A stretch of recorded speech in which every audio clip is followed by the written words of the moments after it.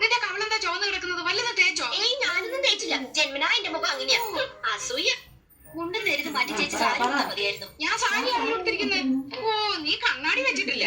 കണ്ണാടി വെച്ചില്ലേ നിനക്ക് ഒരുപാട് പ്രായം തോന്നി. ഓ, അങ്ങ് തോന്നിച്ചോട്ടെ. ചേച്ചിക്ക് ഞങ്ങളെക്കാൾ പ്രായം കൂടുതലില്ലേ? മുണ്ടും നേരിത് മതിയായിരുന്നു. അതാ സെറ്റപ്പ്. സെറ്റപ്പ് അല്ല ഗെറ്റപ്പാ. പിന്നെ അയ്യേ, ഇത് തിരുപ്പനാണെന്ന് ഒറ്റ നോട്ടത്തിൽ അറിയാം. ഞാൻ അങ്ങ് സഹിച്ചു. ചേട്ടൻ പറഞ്ഞല്ലോ എന്റെ ഉയരത്തിന് ശരീരം പിടിക്കും, ഇതാണ് മാച്ചസ് എന്ന്. അതൊക്കെ പോട്ടെ. എന്നാ എനിക്കൊന്ന് പറയാനുണ്ട്. ഞാനാണല്ലോ ഏറ്റവും മൂത്തത്. യമുന വന്ന ആദ്യം വരേണ്ടത് എന്റെ മുറിയിലേക്കാ. നാക്കെടുത്ത യമുന ഇംഗ്ലീഷേ പറയൂ. കുറച്ചെങ്കിലും ഇംഗ്ലീഷ് അറിയാവുന്ന എനിക്കാ. ആദ്യം എന്റെ മുറി വരട്ടെ. കാണാലോ പൂരം. യമുന ആദ്യം എന്റെ മുറിയിലേക്ക് വരും. ഞങ്ങൾ സമപ്രായക്കാരല്ലേ. ഭാഗ്യദോഷത്തിന് ഞാൻ സിനിമാ നടിയായില്ലെന്നുള്ള കാര്യം യമുനയ്ക്ക് അറിയാം. അത് ശരി. ഇതെന്താണ്?